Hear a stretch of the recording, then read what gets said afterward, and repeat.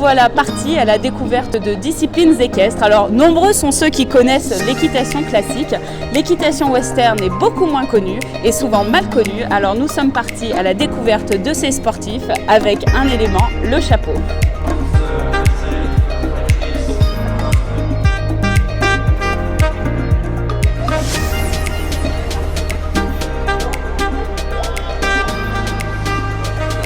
Il équipe de nombreux cavaliers professionnels et amateurs présents ici à Equita Longines. Il va nous raconter son parcours en tant que professionnel, mais aussi les différentes expériences qu'il a avec les nombreux cavaliers qu'il équipe. Bonjour Phil. Bonjour, tu vas bien? Ça va, merci. Ouais. Alors explique-nous un petit peu comment tu es arrivé à travailler tous ces chapeaux, quelle est l'histoire derrière le chapeau? L'histoire elle est longue, je fais ça depuis 22 ans je crois. J'ai commencé, j'avais des boutiques de cadeaux et de décoration de la maison dans lesquelles je vendais des produits western par plaisir. Et puis les boutiques de cadeaux se sont arrêtées et j'ai continué dans le western. Puis un jour je suis parti aux États-Unis, j'ai acheté un chapeau dans une boutique et j'ai rencontré quelqu'un qui m'a vendu ce chapeau comme je le fais aujourd'hui, c'est-à-dire en me disant mais c'est pas ça qu'il te faut et quelle forme tu as envie. Au départ je comprenais pas ce qu'il voulait me dire et quand il m'a fini ce chapeau, j'ai dit pourquoi j'ai pas eu ça en France, ça m'a donné envie de faire ça. Et donc j'ai commencé à vendre du chapeau et puis très vite j'ai eu du feeling pour ça. J'ai décidé ensuite de créer ma propre marque. Et aujourd'hui, je travaille avec 3 usines aux États-Unis et je fabrique mes chapeaux. Voilà. Alors, ceux qui te connaissent et ceux qui ne te connaissent pas te croisent toujours avec ton petit crayon blanc. Mon petit crayon blanc et mon tablier de boucher. Ton tablier de boucher ou non. Mais, alors, explique-moi un petit peu, quand tu travailles un chapeau, le client arrive, tu lui présentes. Moi, j'ai la chance d'en avoir un. Quel est le principe? Le principe, d'abord, il y a 2 types de chapeaux. Il y a le chapeau de paille qui est plutôt un chapeau d'été. Le chapeau de feutre qui est plutôt un chapeau d'hiver. On peut porter le chapeau de feutre en été. Il est malvenu de porter le chapeau de paille en hiver. On n'est pas encore en hiver. Non, ça va. Pas encore. Ensuite, on arrive vite à une question de prix, évidemment, parce qu'en fonction des pailles, ça vaut un peu d'argent. Donc il y a le prix. Il y a différents types de feutres, la laine et le poil. Alors on sait que le chapeau pour certaines personnes c'est un élément culturel qu'ils portent au quotidien, que ce soit aux États-Unis, un peu moins en Europe, mais c'est le cas. Ici on a des cavaliers, des sportifs, tu les équipes avec un équipement sportif.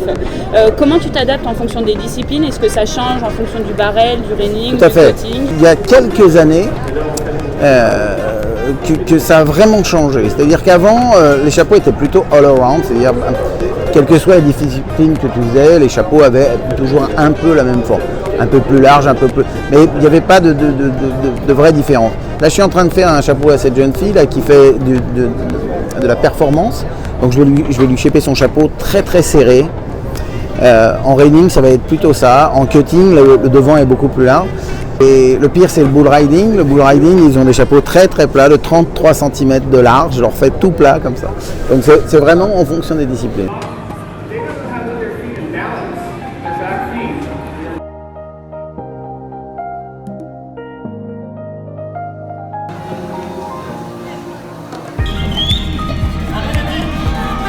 Je suis aux côtés de Maud Burnier. Elle va nous parler d'un chapeau qui est quelque peu différent du mien.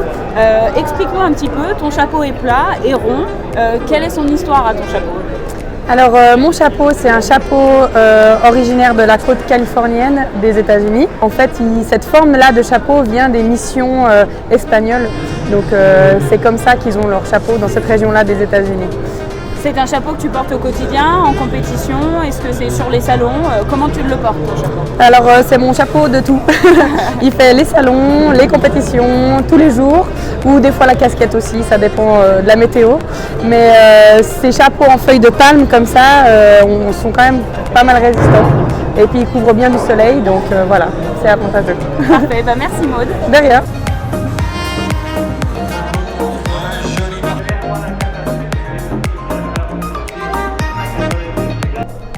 Choosing the hat is my wife because she has more taste than me. We are the men and we don't have so many taste. And About the hat, yeah, it's important that the hat is fitting good because I don't like in my show that I need to touch with my hand, my head to stay on my head. I have 4, but I have 1. I bought a new one, but honestly, I'm maybe not a really super guy because I showed them 2 times and 2 times it was not good as I don't wear them anymore. I have a black one, gray one, white one, yellow one. You can use the duct tape. I never use something because I think when the hit fits on your head or it's handmade on your head, it should be staying on your head. My wife used the spray, but yeah, I don't have so many hair, they just don't work with the spray with me.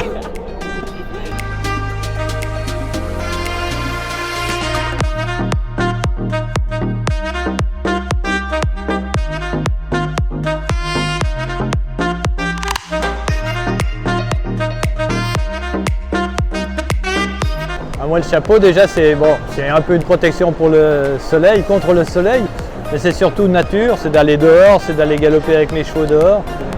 De grandes prairies avec des vaches, avec des chevaux, etc. Et une grande, le Montana et tout ça, enfin tout ça, c'est tout un grand rêve que j'ai depuis l'enfance. Pour moi, il n'y a pas de frontière entre les sports équestres et même entre les autres sports, mais surtout on fait tous la même chose avec le même cœur et la même passion, je crois. J'ai fait du reining ici à Lyon. Et en sortant de là, je suis allé voir le marchand de chapeaux. Il m'a dit mais c'est celui-là qu'il vous faut. Il me l'a fait sur mesure ou presque. Et bon, je ne l'ai pas sorti souvent parce que j'en prends soin. Mais quand même, je sais qu'il existe et il est là. Et voilà, je suis très content de le sortir aujourd'hui.